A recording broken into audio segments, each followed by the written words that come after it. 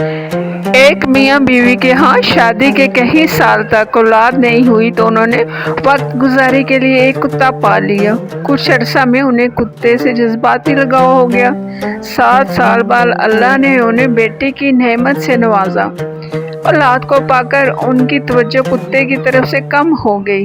एक दिन दोनों बच्चे को अपने कमरे में छोड़कर लॉन में टहल रहे थे। कुत्ते के बेतहाशा भौंकने की आवाज़ सुनकर अंदर की तरफ भागने लगे तो कुत्ता पसमुर्दा हालत में बाहर निकल आया। इसके मुंह पर खून लगा हुआ था। कुत्ते के मुंह पर खून देखकर बच्चे के बाप को सूरत हाल समझने में देर नहीं लगी। वो शदीद गम व गुस्से में मुब्तला होकर अंदर गया और बंदूक लाकर कुत्ते को गोली मार दी। फिर तेजी से कमरे में जाकर देखा तो बच्चा गहरी नींद सो रहा था और नजदीक ही एक सांप मरा पड़ा था जिसका सर छुपाया हुआ था।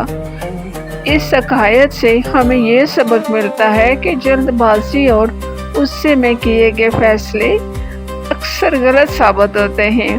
तो लाइक कीजिए, शेयर कीजिए, सब्सक्राइब कीजिए। Thank you.